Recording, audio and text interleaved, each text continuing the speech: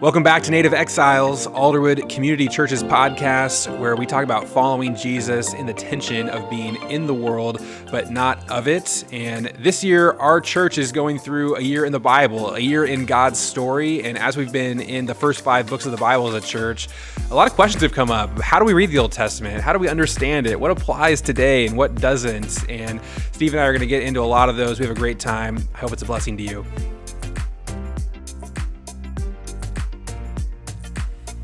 Steve, it's good to be back with you. It's been a while. Yeah, it has. And we got some stuff to talk about. We've been leading our church through a year in God's story. We're all reading the Bible together, kind of straight through, not totally in the order of the Bible books, but we're in the beginning of the story, the first 5 books, and it's been, I think, really great. And I've been talking to a ton of people who are learning new things. This is a first thing for them where they're reading through the Bible maybe for the first time. They've always just read chunks here and there, verses here and there, but it's the first time they started at the beginning and started reading. And yet it's been challenging too. And so we're going to talk about that a little bit today. Yeah, I mean, the thing that is always a danger, whether you've read the Bible through 10 times or you're new to it, is especially in this part of the Bible, you're just reading these laws after laws or names after names, and you just get a little glossy-eyed. You're glazed over, and it's easy to get lost in the reading and the details.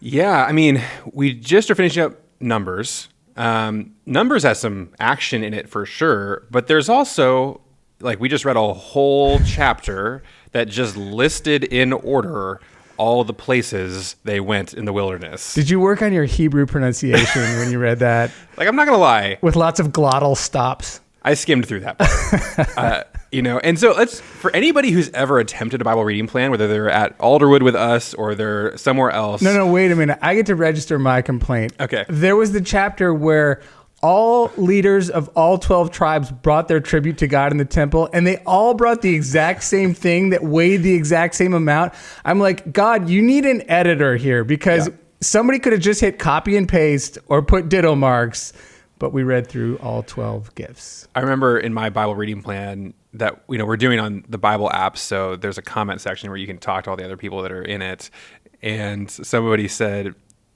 it struck me this morning that the Bible could have been a lot shorter.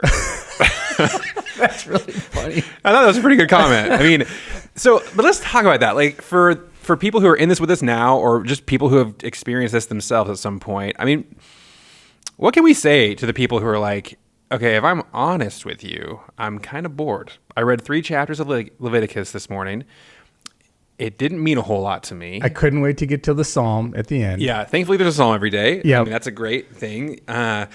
But I mean, how should we think about that? If you feel that way when you're reading through the list of places the tribes went in Numbers, does that mean you're a bad Christian? Does that mean, because I mean, I've heard some guilt trips in my day. For sure. I've heard some like, this is God's word. And like, think of like the God of creation gave this to you for your benefit, and you're telling me you're not getting anything out of this? And I've heard that said. I mean, are you going to tell me that this morning, Steve? I am not. I'll get really personal just to start out, because, I mean, like I said, the glazed-eyed thing can hit you whether you're new to it or, it's old hat. And I've found several mornings where it was tricky for me, but one of the things that's been really helpful, and I say this at the risk of it even sounding cliche, but it's just been so real to me. There have been mornings where I'm just like, Lord, I know the problem isn't you, it's me. And while I don't think God necessarily expects us to read genealogies with the same level of enthusiasm or attention that we might read a narrative from Jesus, I've just spent some mornings really asking God to open up his word to me and show me things that really spark my heart and get my attention. So like, just as one really cool example, I was reading through Leviticus. I mean, Leviticus is notably the trickiest slog, I think, for a lot of people. And right there in the middle of Leviticus 19 is the very famous chapter where God says, be holy as I am holy. And I just saw something so powerful that day as I read it. All the laws that come right after God saying that are just so deeply relational. Don't hate your neighbor. Don't look down on poor people and aliens, because you were an alien. You should love them with that compassion. And it's just deeply relational. And in fact, Wyatt, it sounds a lot like Jesus which is no surprise that from that chapter, Jesus quoted, "Love your neighbor as yourself." So that was just a moment that God gave me. Let's just stop there for a second. I mean, some people don't even realize that when Jesus sums up the law and the prophets in 2 commands to love God with everything that you have and to love your neighbor as yourself, he's quoting from Leviticus chapter 19. And I bet a lot of people saw that for the first time as they were reading through Leviticus, like, oh, okay, this isn't all just, seemingly arbitrary rules about how to make sacrifices and how to lay out the tabernacle. Like, no, there's real heart of God kind of things here to grab onto. And that's helpful. What else would you say to somebody who's struggling? Like, why do I have to read this? Even like my grandparents, I would sit sometimes and listen to my grandparents, and they would sometimes, I hate to use the word, but just drone on about certain aspects of their history, which honestly, now that they're gone and past and with Jesus, thankfully, I would love to be able to sit down with my grandpa again and hear him tell me about all the relatives that preceded him and their funny names and all that kind of thing. I mean, we all have a history, and it's funny, like the older you get, I think your history gets more important to you too. So I think that's part of it. It's just recognizing, hey, just because this doesn't give me warm, fuzzy feelings, this is important to the whole story. Yeah. One day when you're gone, I'm going to cherish these conversations, Steve. Thanks, Wyatt. I'll get there ahead of you, I'm pretty sure. That's helpful. Yeah. I mean, I've experienced some of the things that you're talking about as well. I think the more you read the Bible and the more you learn, the more knowledge you get, the more you're going to find some nuggets in areas that previously it didn't make any sense to you. That's a great point. So I just would encourage people to keep going. At the same time, though, I would say don't beat yourself up. Like, it is okay that a long genealogy in the Old Testament isn't filling your heart with warm joy. Did you just say that out loud? It's okay. I think sometimes we have some misconceptions about why we're reading the Bible, what it means to read the Bible. I mean, that's kind of the whole point of this year that we're spending as a church, is to remember that the Bible is a story. It's God's story. And some parts of the story are more interesting than others. Some are more relevant to our lives than others. That might feel weird to some people, but it is 100% true that the Bible is all equally inspired by God. It's not all equally important. That might sound like a scandal to somebody. My Sunday school teacher did not teach me that. Yeah, so you heard it here first on Native Exiles. The Bible, every verse is not equally important. And just to defend that, Jesus teaches that. Jesus is asked, what's the most important commandment?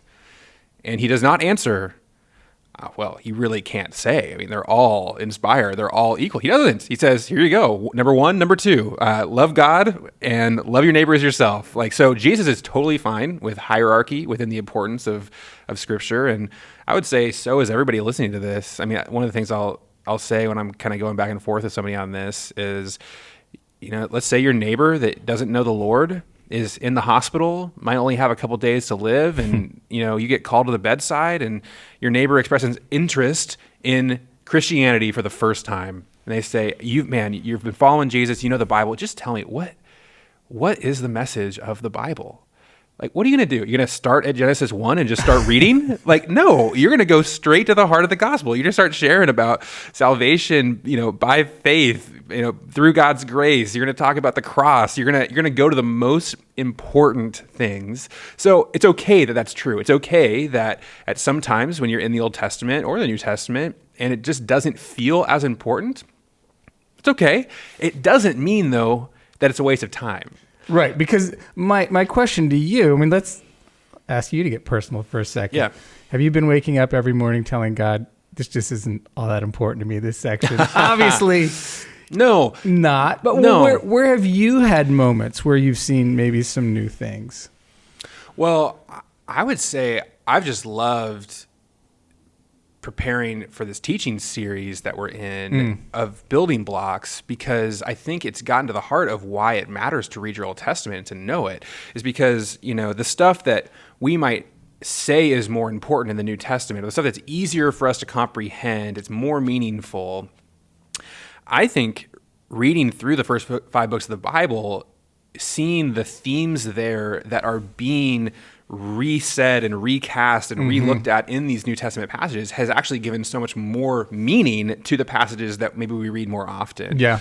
And so I've loved seeing that. I've loved seeing some of the verses in the New Testament that I've read 100 times and have heard over and over, and kind of having the light bulb moment go off of, oh, like that's referring back to, this story in Numbers, in Leviticus, in Genesis. And so that's been really cool. And, I think when you understand the Bible is a story, you realize like every chapter matters. Like the story is building. Yeah, we haven't gotten to Jesus yet. We haven't gotten to some of the things that we hold to so dearly, but they mean so much more once you have seen where we've come from. And that's kind of the spot that we're in right now. That's a great point. And, maybe as a pastor, I do a little deeper dive on some things than some others might. We have access to resources and some things. But like, for instance, a passage we might talk about later, the passage where the jealous husband comes along and he says, I'm pretty sure my wife has slept with somebody else, and she goes through this ritual and all these things. I was doing some study on that, not just to understand, what it actually meant at the time, but the guy I was reading was pointing out there's a bunch of references in the New Testament to that seemingly very odd ritual. Like Jesus with the woman at the well actually makes a statement that harkens back to that very passage. Interesting. And it's just cool how you see, to your point, there's a bigger story. The Jews, I think, obviously got the connections a lot quicker than we would. But as we come to be more familiar with the Bible, we see really rich connections like that too. Yeah. It's also important to remember that the New Testament writers, by and large, were writing to a Jewish audience that had been soaked in the Old Testament scriptures. And so they just expect you to know the Old Testament. Right. They don't explain Old Testament references. They just say things and they expect you to get it.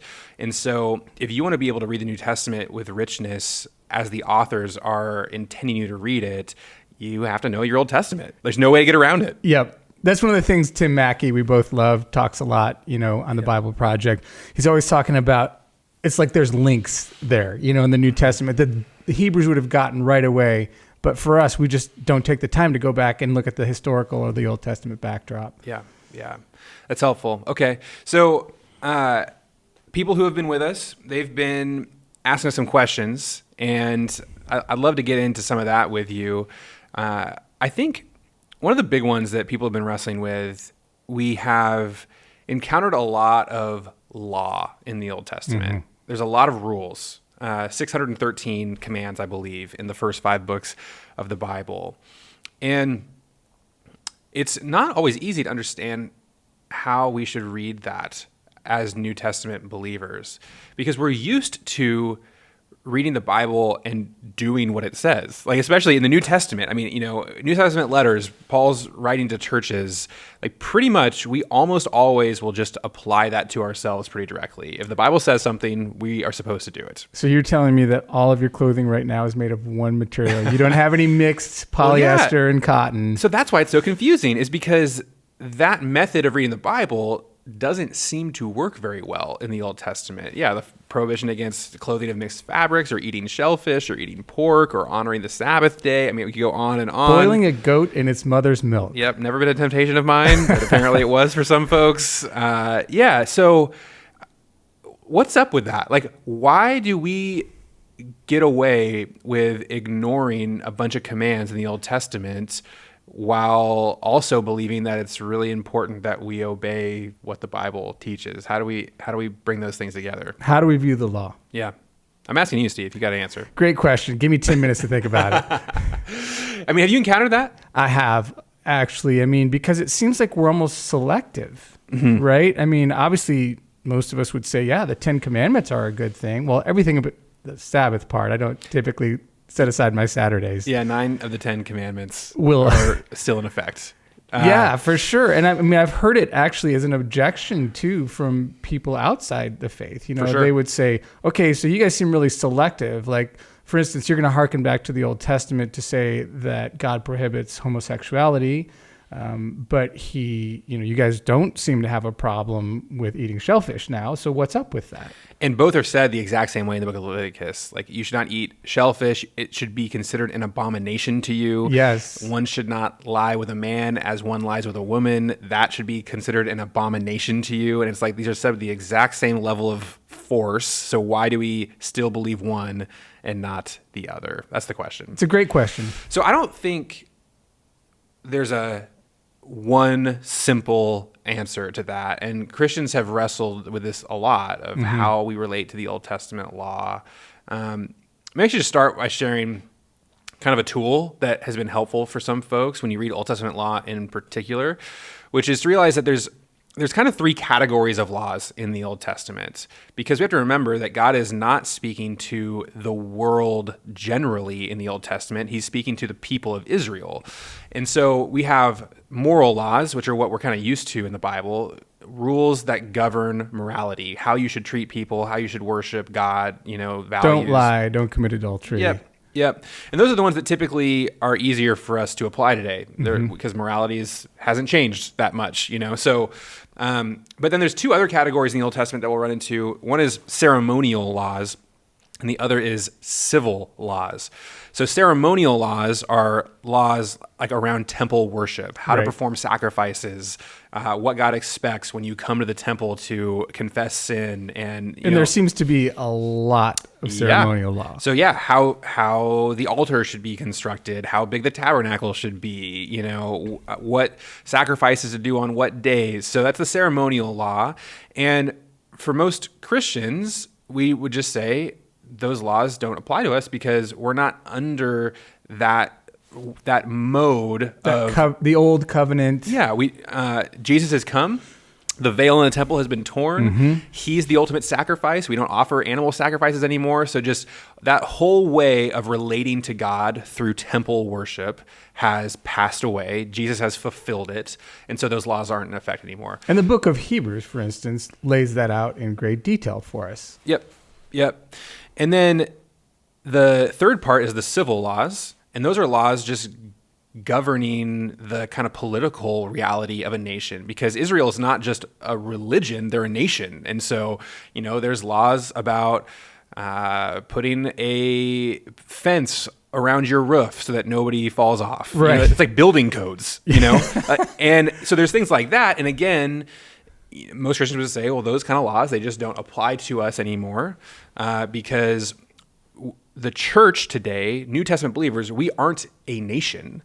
We are scattered throughout the nations. We are all citizens of a country, of a government, and we're followers of Jesus. And so, the civil laws of like how to set up the government of Israel don't apply to us any longer. So, for instance, if someone in our congregation is found committing adultery, we're not going to take them into the parking lot and stone them.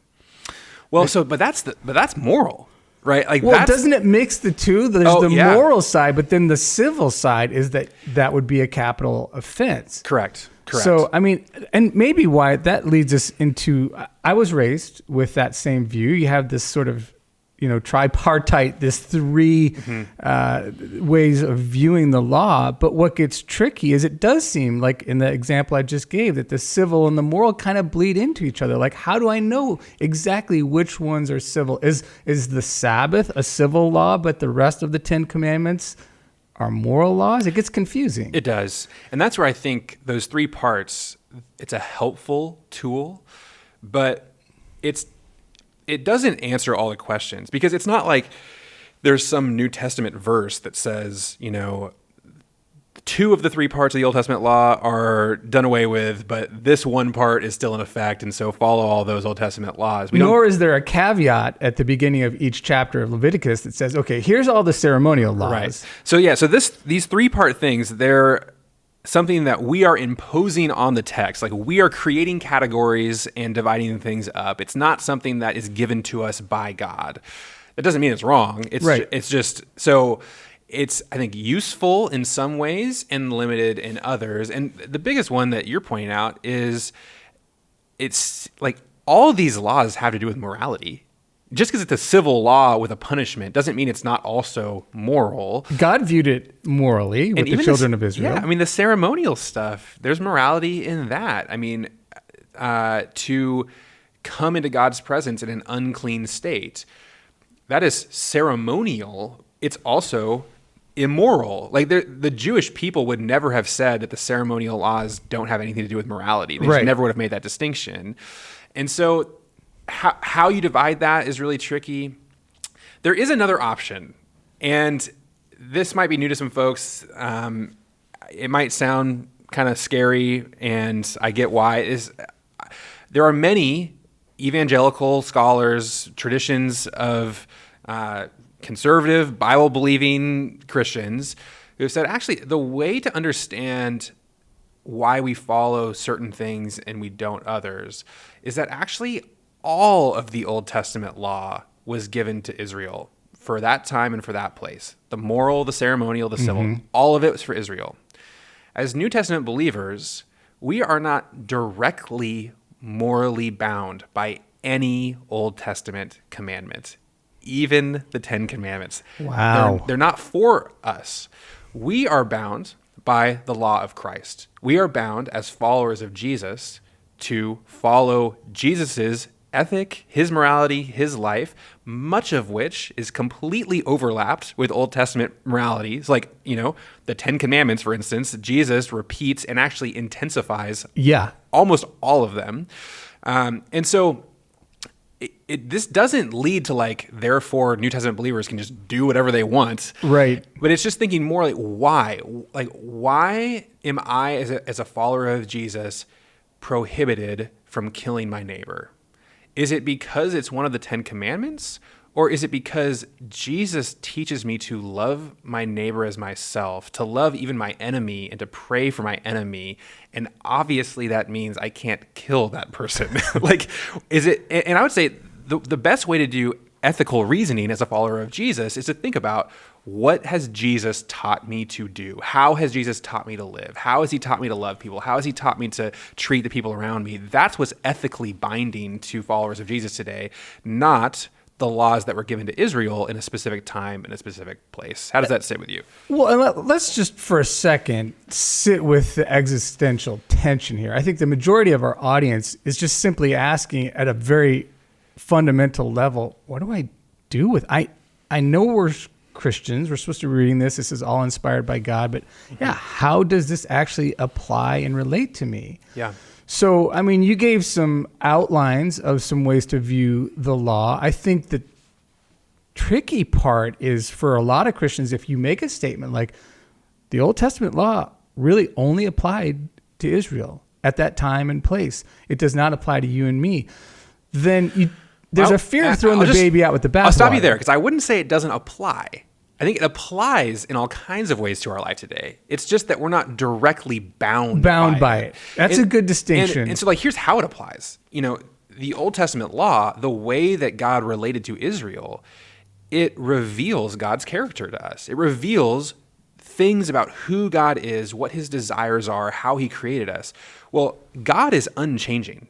He is the same today that he was then. So anything you learn about God's character, who he is, what he cares about, how he interacts with us, it's all still true. It's not like God just wiped the slate clean and is totally different now than he was in the Old Testament. Yeah. And so it applies in all kinds of ways. It's just what's binding on us ethically. And I think you're approaching it from a very philosophical, ethical angle, which is really significant. But I'm just looking at it from the average Christian just going, honestly, I find it a little boring and at times highly weird.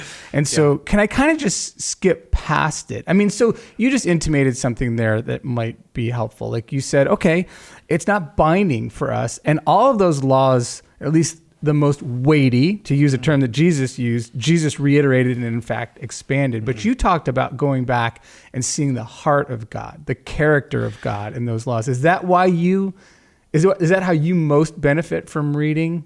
Yes, and I also would say read the Old Testament through the lens of Jesus. I think that's huge. What Jesus does is he helps us see the importance of what we're reading. And often Jesus is going, look, the really key thing, it wasn't it wasn't the letter of the law. It wasn't, the detail of exactly how many feet wide. The point of the law was to help you love God and love people. That's what Jesus' whole thing is. And so when we're talking about the principles from the Old Testament to pull out and to apply to our lives today, I think that's the lens Jesus gives us.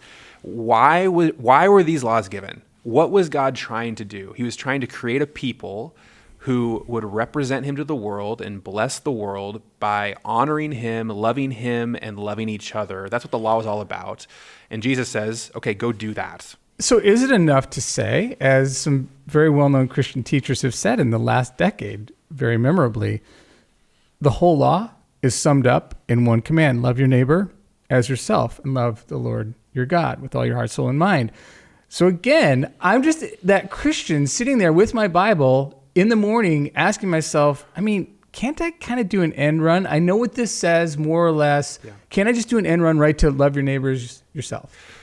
I'd say you kind of can, but you're also going to miss out a lot of depth of who God is and who he made you to be and what it means to love your neighbors yourself. And so if all you're looking for is like, give me the Spark Notes so I can get out of here, I would just say, I can do that. Jesus did that. He can give you the Spark Notes.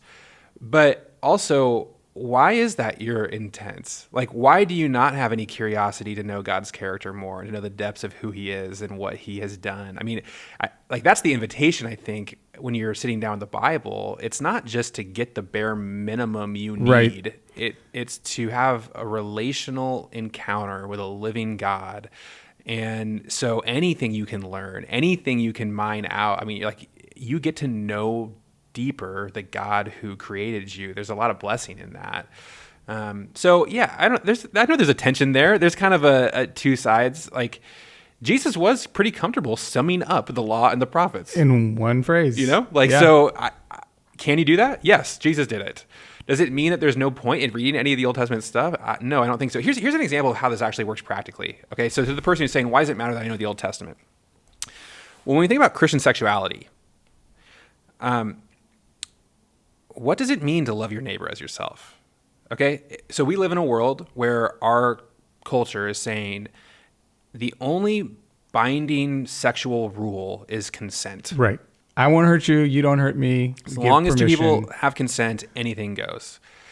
And so there's a lot of people who would say, hey, Jesus says to love your neighbors yourself. Like, let them do whatever they want. Yeah.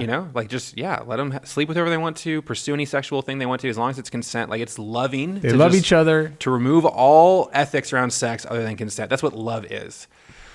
Well, you're going to need to know your Old Testament to be able to put together a biblical worldview around sexual ethics, because part of what's going to go into what love looks like when you're discipling someone, when you're helping somebody thrive as a human being around their sexuality, is to understand how God created human beings, what he created sexuality for and to be.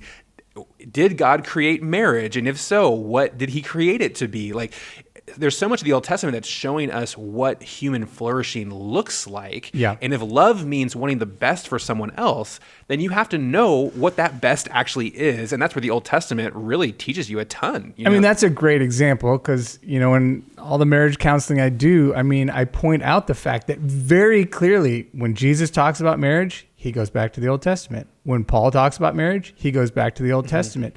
Peter does the same. You just can't get a full understanding without knowing what brought you to that point. I think that's what Jesus does all the time too. Yeah.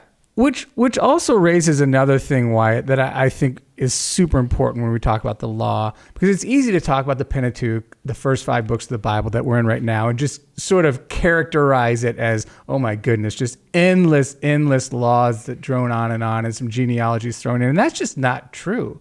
The book of Genesis is a riveting account of 4 generations of one family that we can totally relate to because they're highly sinful, imperfect people just like we are. And even Numbers, like you said, like in my counseling classes, we go to Numbers 10 through 21 a lot because there's 11 separate human conflicts there. Mm-hmm. It's this great picture of how humans were thousands of years ago and still are today. We still grumble. We still don't like authority. We still want things exactly the way we want them. So it's not fair to just talk about the law as a bunch of random commands. No, I think that's fair. Yeah, and so it's a story. There's a lot of things going on. And because of that, we got some questions to answer. We do have some questions. So why don't we take a break, and then we'll come back and see if we can answer more specifically some of the questions that people submitted so far. All right.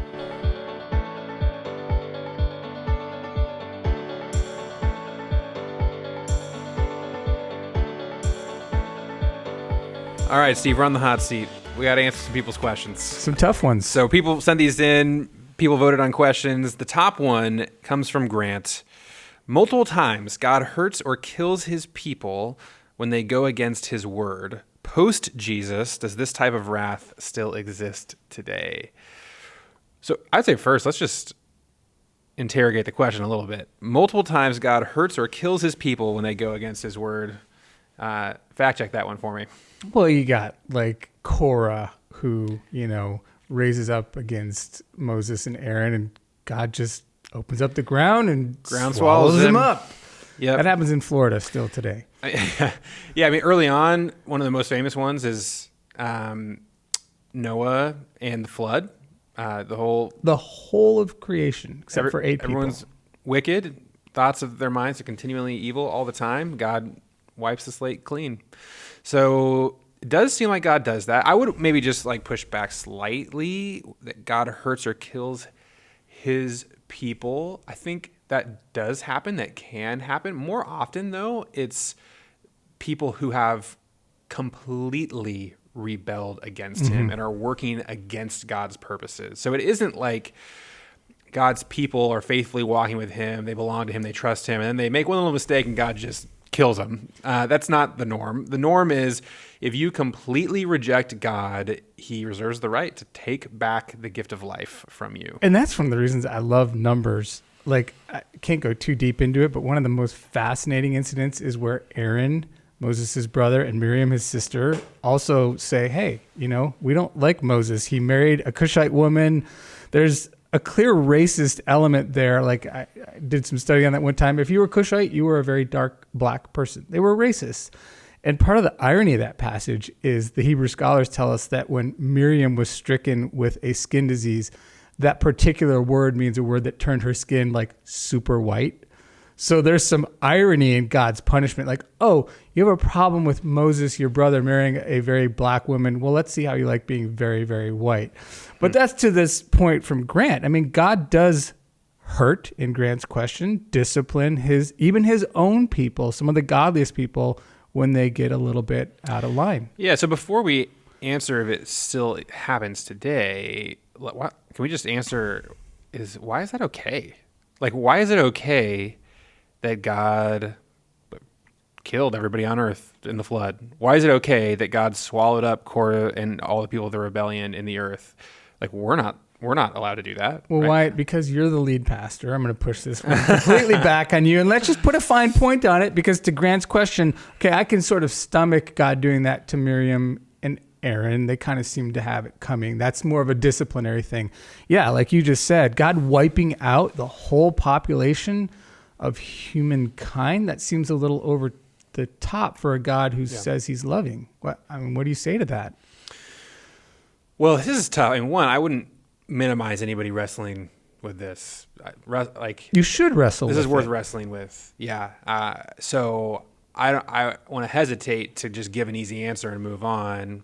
That being said, we only have a few minutes. So where I have gotten to that's helped me as I've wrestled with this is to realize that God's relationship with us is different than our relationship with other people. So like we are used to the ethics of Jesus, which means we don't harm others. We don't kill others. Right.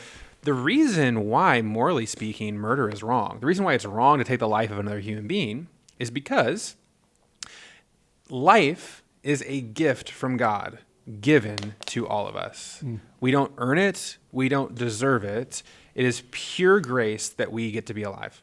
And this is just basic Christian worldview. You didn't earn your life. God gave it to you.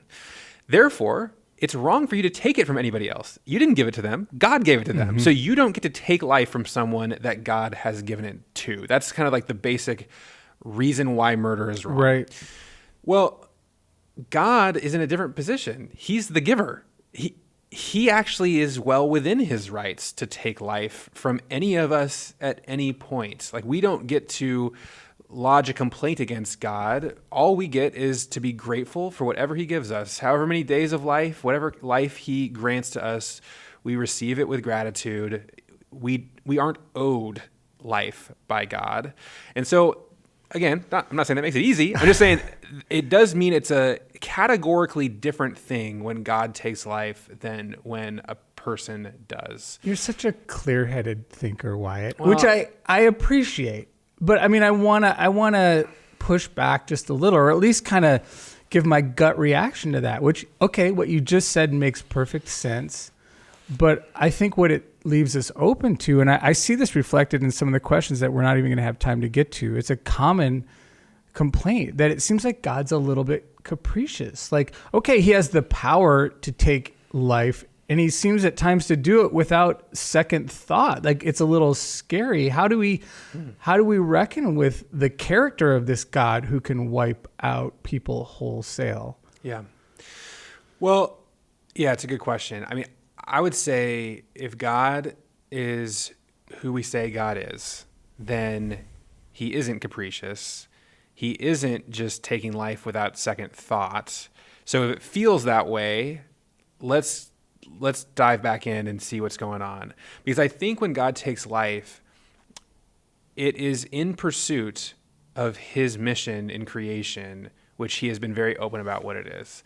To restore us to the blessing that he intended, to reverse the curse of sin, to create a covenant people who will represent him to the world and bless all the nations of the world. So it's this pursuit of the new heavens and new earth, the undoing of the curse of sin, no more tears, no more death. Like, that's where God's headed. And I do believe there's a point where God says to people, if you won't be a part of that, if you are going to work against this, if you're going to embrace sin and bring, pain and brokenness and evil and, sexual, all kinds of stuff, and like Often defiantly, like, then I'm sorry, like, there's no more room for you in this future, because I am undoing that. Like, God is intent that he is not going to let sin hang around and continue to bring all the curse that it has. And so if you align yourself with evil, at some point God is going to remove you from creation. And interestingly, in a lot of other situations, as Paul says, for instance, very clearly in Romans 1, God's wrath is actually expressed not in him doing something, but in him letting us continue on in our own way, where we reap the consequences of our own sin. So, I mean, this is a complex question. God doesn't always intervene directly like Grant is suggesting here. Sometimes he does the exact opposite. He just steps out of the way and seemingly says, okay, that's the way you want to go. I'm not going to be merciful and intervene while you destroy yourself. Yeah. Okay, now to the question. Is God still like that today, post-Jesus? What do you think? One really clear scripture that comes to mind is actually in a passage we're familiar with from the New Testament, 1 Corinthians 11, that talks a lot about the Lord's Supper, and we read it often when we have communion together. And Paul talks about the fact that there are times where God, even today, when people are not judging themselves, he says, not taking care of their own sin, God does judge them. He says, this is why, verse 30 of chapter 11, 1 Corinthians, this is why many are sick and ill among you, and many have even fallen asleep. In other words, died. Is this just like first century early church? Actually, I could give a few examples of people where I might speculate where they were living in open, wanton sin, and they face some pretty severe consequences. So I think God still does that today. I'm not privy to all of the times he does or doesn't. And we also should be careful to note, Jesus makes it pretty clear, just because something bad is happening to you or to somebody else, it does not mean God's very important judgment is being brought on you. So we don't know when and how, but God is the same today that he always has been. And Jesus doesn't shy away from the idea of God's wrath. Like sometimes people want to think that, the Old Testament God was wrathful, which is also wrong. Like that is not the picture of the Old Testament God from the Old Testament. He's full of grace, compassionate, faithful love. Yes. Exodus 34:6, God's character that gets repeated over and over and over in the Old Testament. So, and if you just read the story, God in the Old Testament is so patient, overlooking sin over and over and over.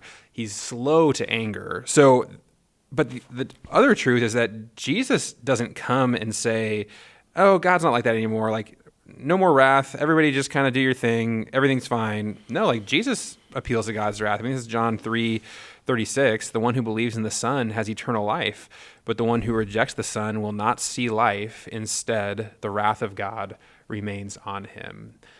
God is still intent on removing sin from creation, on purifying all of the curse out of his good creation.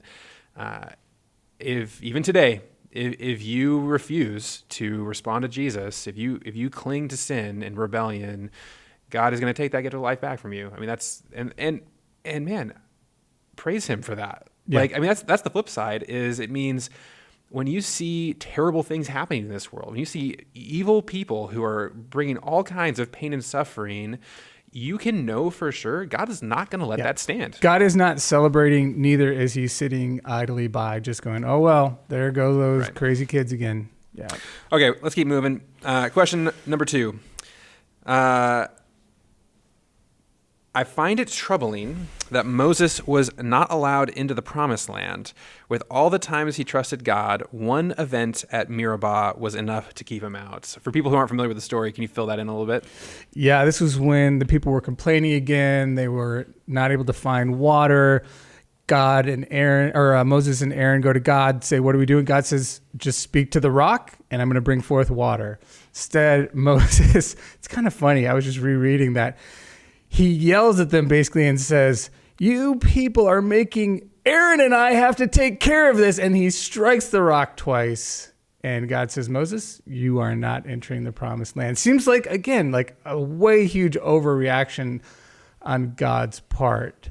But yeah. I think, like one thing that I think is really important to understand here as I pondered that is the people of Israel weren't able to enter the promised land because they didn't believe God, they didn't trust God.